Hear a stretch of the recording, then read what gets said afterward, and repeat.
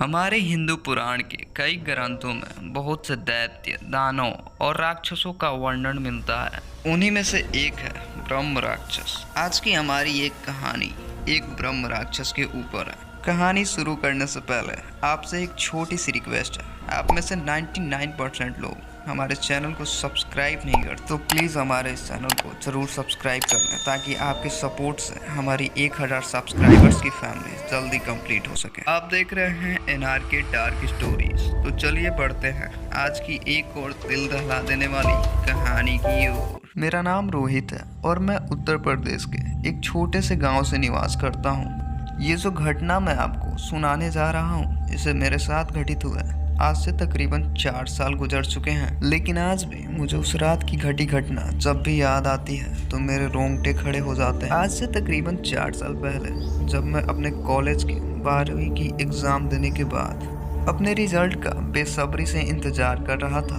उस वक्त मेरी उम्र तकरीबन 19 वर्ष की थी। मुझे घूमने और जंगलों में कैंप बहुत शौक था और मेरे कुछ दोस्त भी मेरे ही जैसे थे, जिन्हें घूमने के साथ साथ भूतों और आत्माओं में भी काफ़ी रुचि थी। ये तकरीबन 2019 के अप्रैल के महीने की एक सच्ची घटना है। हम 4 दोस्तों का एक ग्रुप जो कि हाल ही में हमने अपने 12वीं की परीक्षा दी थी और अभी हमारी रिजल्ट कुछ ही महीनों में आने वाली थी, इसलिए हमने जंगल में कैंपिंग करने का निर्णय किया।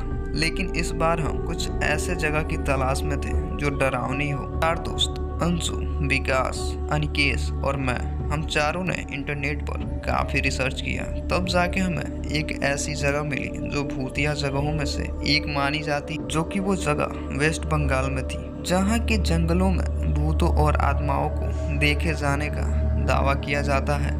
अब हम सब ने ये डिसाइड किया कि अब हम उसी जंगल में अपना कैंप लगाएंगे। ये अप्रैल का महीना था। इस समय ना तो ज़्यादा ठंड होती है और ना ही गर्मी। मैं और अंशु मिडिल क्लास फैमिली से बिलोंग करते हैं और वहीं अनिकेश और विकास एक रिच फैमिली से बिलोंग करते हैं। और अब हम चारों दोस्त शुक्रवार के दिन निकलने की प्लानिंग करने लगे और आज अभी सोमवार का दिन था। पहले तो मेरे घर वाले मुझे जाने से सख्त मना कर रहे थे, लेकिन मेरे दोस्तों के कहने पर मेरे घर वाले मुझे भेजने के लिए मान गए। अब हम सभी दोस्तों ने निकलने की सारी तैयारियां कर ली थी और अब हम अगली सुबह ही निकलने वाले थे। और अगली सुबह के 7 बजे अनिकेश, विकास और अंशु अपनी कार से मेरे घर आए हुए थे और अब मैं भी नाश्ता करके उनके साथ जाने के लिए तैयार हो गया, क्योंकि 15 से 16 घंटे की दूरी पर हमारी मंजिल थी, इसलिए हमें सुबह निकलना जरूरी था। और हम चारों दोस्त कार में कैंपिंग की और कुछ खाने पीने की सामान लेकर निकल पड़े। अनिकेश कार ड्राइव कर रहा था और हम पीछे की सीट पर बैठे थे कि तभी मैंने विकास को देखा तो वो यूट्यूब पर भूतिया कहानियां देख रहा था कि तभी अंशु ने एकदम से कहा, तुम लोगों ने ब्रह्म राक्षस की कहानी सुनी है? मैंने कहा, नहीं भाई, ये ब्रह्म राक्षस क्या होता है? अंशु ब्रह्म राक्षस के बारे में जितना जानता था हमें बताने लगा। अंशु ने बताया कि ब्रह्म राक्षस कोई और नहीं बल्कि एक इंसान ही बनता है जो जन्म तो ब्राह्मण का लेता है, लेकिन दुष्कर्म की काम करता है। उसके कार्य ब्राह्मणों वाले नहीं होते हैं और वो वेदों का ज्ञान भी रखता हो, लेकिन उनका अपने स्वार्थ हेतु प्रयोग करता है। ऐसे व्यक्ति मरने के बाद ब्रह्म राक्षस बन जाते हैं और सालों साल भटकता है। कि तभी विकास ने अंशु की बात को काटते हुए कहा, प्राचीन कथाओं के अनुसार ब्रह्म राक्षस की एक और खासियत यह भी होती है, वो जब भी चाहे बिल्ली, कुत्ते या पक्षी जैसे जानवर में तब्दील हो सकते हैं। अब विकास की बात सुनकर हमें ब्रह्म राक्षस के बारे में जानने की उत्सुकता बढ़ने लगी। मैंने विकास से पूछा, ब्रह्म राक्षस का जन्म कैसे हुआ था?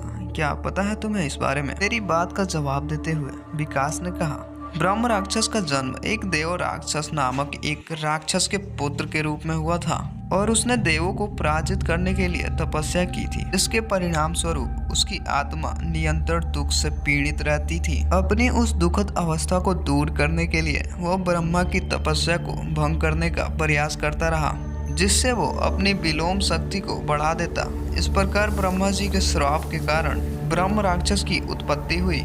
कि तभी अंशु ने ब्रह्म राक्षस के बारे में बताते हुए कहा, इनका निवास स्थान बरगद के पेड़ पर माना जाता है। ये इंसानों से काफी दूर रहना पसंद करते हैं और अगर ये किसी से रुष्ट हो जाए तो उसे बर्बाद भी कर सकते हैं, और ये अगर किसी से प्रसन्न हो जाए तो उन्हें हर सुख संपत्ति प्रदान कर धनवान बना सकते हैं। अभी हमारे बीच इतना बात हो ही रही थी कि अनिकेश ने गाड़ी चलाते हुए कहा, अरे 2 बज रहे हैं, चलो कहीं नाश्ता करके आगे बढ़ते हैं। अनिकेश की बात पर हम वहीं के एक छोटे से ढाबे पर रुके और नाश्ता करके हम निकलने ही वाले थे कि तभी अनिकेश अपने साथ 2 बियर की कैन ले लेता है और विकास 2 शराब की शीशी। हम चारों दोस्तों में अनिकेश और विकास थोड़ा नशा किया करते हैं और एक बार फिर हम अपनी कार में जाकर बैठ गए। इस दौरान शाम के 3 बज रहे थे और अभी भी हमारी मंजिल हमसे 4 से 5 घंटे की दूरी पर थी। अब जैसे ही हमारी गाड़ी उस हाईवे पर उतरी, अनिकेश हवा की रफ्तार से गाड़ी भगाने लगा कि तभी मैंने अपने दोस्तों से कहा, यार पहुंचने में रात हो जाएगी आज, कल कैंपिंग करेंगे। तो मेरी बात पर अंशु ने कहा, अरे वो तो ठीक है, लेकिन आज रात हम रुकेंगे कहाँ? अंशु की बात का जवाब देते हुए मैंने कहा, आसपास कोई होटल तो होगी, वहीं रुक जाएंगे, एक रात की ही तो बात है। और हम अब ऐसे ही आपस में बातें करते धीरे धीरे आगे बढ़ रहे थे और कब दिन ढल गया हमें पता ही नहीं चला। अनिकेश गूगल मैप पर देखकर गाड़ी चला रहा था। शाम के तकरीबन 7 बज रहे थे कि अचानक ही अनिकेश ने गाड़ी कच्ची सड़क के रास्ते की ओर मोड़ लिया कि तभी मैंने अनिकेश से कहा, अरे ये कौन सा रास्ता है भाई?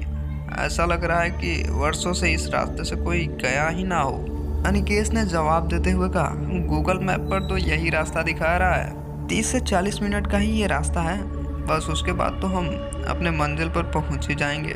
अभी अनिकेश इतना कह ही रहा था कि बहुत ही तेज किसी जानवर को गुर्राने की आवाज हमें सुनाई दी, जिसे सुनते ही हम एकदम से चौकन्ने हो गए। जंगल का रास्ता था, इसलिए हमने सोचा शायद कोई जंगली जानवर होगा, लेकिन ताज्जुब की बात तो ये थी कि दूर दूर तक उस रास्ते पर ना तो हमें गाड़ियां चलती दिखाई दे रही थी और ना ही कोई हमें घर दिख रहा था। वो रास्ता पूरा सुनसान था। उस रास्ते को लेकर अब हमें संदेह हो रहा था। धीरे धीरे जैसे अंधेरा और बढ़ता जा रहा था, वैसे ही वो रास्ता और भी डरावना होता जा रहा था कि तभी हमने सामने की ओर देखा तो हमें कुछ राहत मिली, क्योंकि सामने की ओर हमें हाईवे दिख रहा था। और जैसे ही हम उस हाईवे पर गए तो चारों तरफ जंगल ही जंगल दिखाई पड़ रहा था। और कुछ दूर आगे बढ़ने पर हमें एक पीले कलर के बोर्ड पर ब्रह्मपुर जंगल लिखा दिखाई पड़ा और उसी हाईवे के किनारे जंगल के थोड़े अंदर हमें एक छोटा सा होटल दिखाई दिया जो काफी पुराना लग रहा था। मैं एक पल को सोच में पड़ गया कि इस जंगल में इतना पुराना दिखने वाला होटल, कि तभी अनिकेश उस होटल की ओर आगे बढ़ने लगा और उसने कहा कि आज रात रुकने का इंतजाम अब इसी होटल में होगा। लेकिन मुझे ना जाने क्यों वो होटल कुछ अजीब सा लग रहा था। खैर हम उस होटल में गए।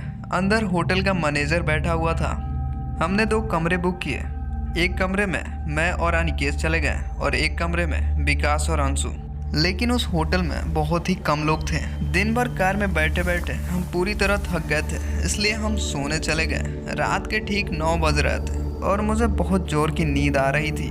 बिस्तर पर लेटते ही कब मेरी आंख लग गई मुझे पता ही नहीं चला।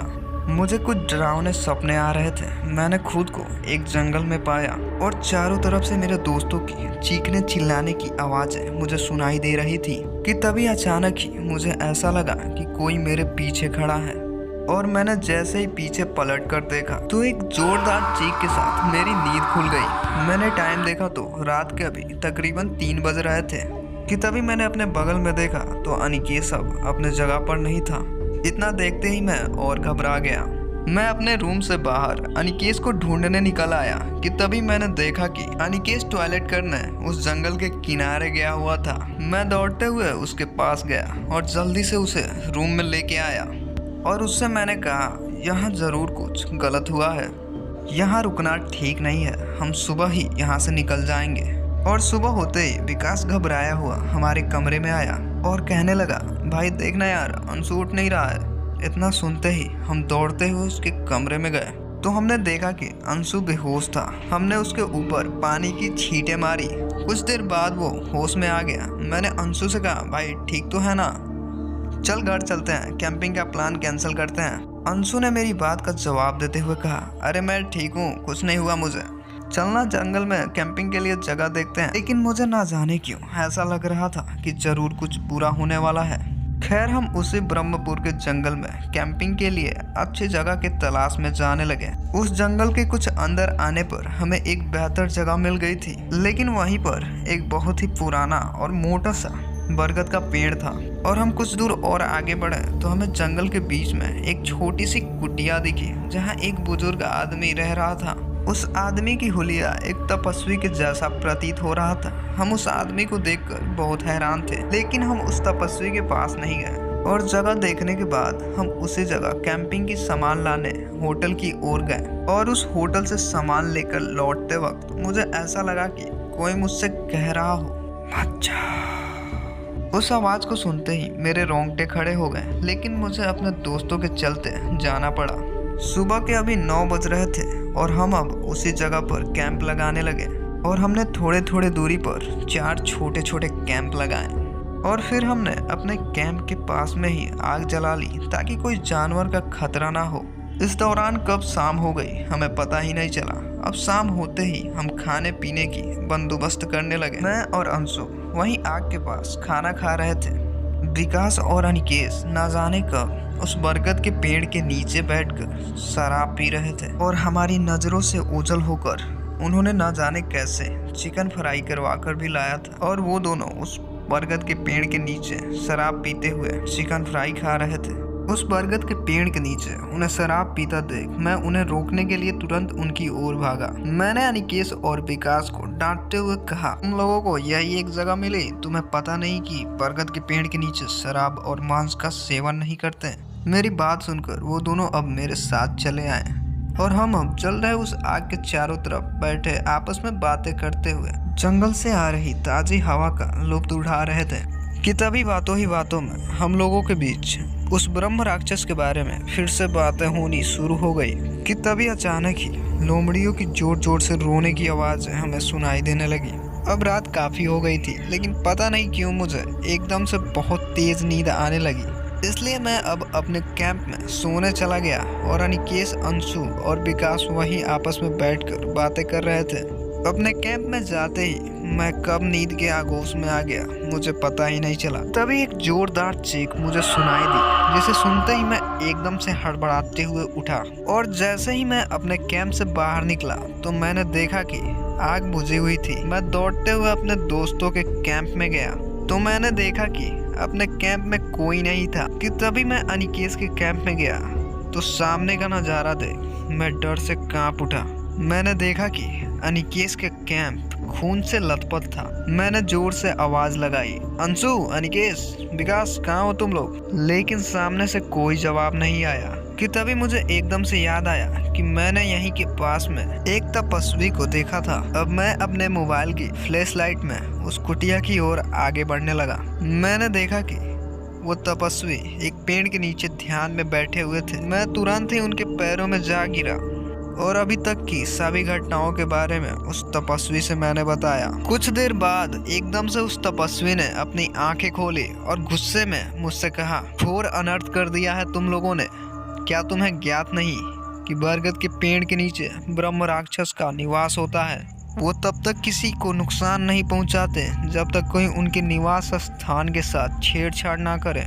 मैं इसमें तुम्हारी कोई मदद नहीं कर सकता। उस तपस्वी के मुंह से इतना सुनते ही मेरी आंखें भर आई। मैं उस पुजारी के पैरों में गिड़गिड़ाने लगा और फिर उस तपस्वी ने मुझ पर दया खाकर मुझसे कहा, मेरे साथ चलो। और मैं उस तपस्वी के पीछे पीछे चलने लगा कि तभी मुझे अंशु और विकास की चीखने की आवाज़ सुनाई दी। वो दोनों अनिकेश का नाम लेकर चीख रहे थे। उनकी आवाज़ से ऐसा लग रहा था कि अनिकेश के साथ कुछ तो गलत हुआ है। मैंने अंशु और विकास को अपने पास बुलाया और उनसे पूछने लगा, अनिकेश कहाँ है? मेरी बात पर अंशु ने बताया कि हम रात के 11 बजे तक सोने चले गए थे। कि तभी मुझे लगा कोई अनिकेश को घसीटते हुए कहीं ले जा रहा है। मैं अपने साथ विकास को लेकर उसके पीछे दौड़ पड़ा, लेकिन तभी भी हमें अनिकेश नहीं मिला। कि तभी उस तपस्वी ने कहा, मुझे पता है तुम्हारा मित्र कहाँ होगा। और इतना कहकर वो तपस्वी उसी बरगद के पेड़ की ओर जाने लगा। हम भी उस तपस्वी के पीछे जाने लगे। फिर वो तपस्वी एकदम से उस बरगद के पेड़ के नीचे बैठ के हाथ जोड़कर कुछ मंत्र बुदबुदाने लगा और हम लोगों को भी उन्होंने उस पेड़ के नीचे नतमस्तक होने को कहा और हम भी अब उस पेड़ के नीचे बैठकर अपनी गलती की क्षमा मांगने लगे कि तभी मेरे कंधे पर एकदम से ठंडी पानी की जैसे कुछ चीज गिरी। मैंने अपने कंधे की ओर नजर घुमाई तो एकदम से मेरी चीख निकल गई, क्योंकि मेरे कंधे पर कुछ और नहीं बल्कि खून था। कि तभी अनिकेत एकदम से उस टहनी से धड़ाम से नीचे गिरा और वो बेहोशी की हालत में था। उसका पूरा शरीर खून से लथपथ था। हम तीनों अनिकेत का ये हालत देखकर डर से कांप उठे। हमें घबराता देख उस तपस्वी ने हमसे कहा, अपने मित्र को अपने साथ लेकर आओ। और हम अब तीनों अनिकेत को अपने साथ लेकर पीछे पीछे चलने लगे। उस तपस्वी ने अनिकेत के शरीर पर जहाँ जहाँ चोटें लगी थी उस जगह भभूत लगाई और सुबह होते ही हम अनिकेत को तुरंत ही पास के एक हॉस्पिटल में ले गए, जहाँ उसकी अच्छे से मरहम पट्टी हुई और काफी देर बाद उसको होश आया। अनिकेत के ठीक होते ही हम तुरंत ही अपने घर लौट आए और हमारी ये मौज मस्ती एकदम से जीवन भर के लिए यादगार पल बन गया था। तो दोस्तों, ये कहानी आपको कैसी लगी? अगर वीडियो पसंद आई हो तो प्लीज़ हमारे चैनल को सब्सक्राइब जरूर कर लें, और अगर आपके पास भी कोई ऐसी ही डरावनी कहानी है तो उसे शेयर करें हमारे इस email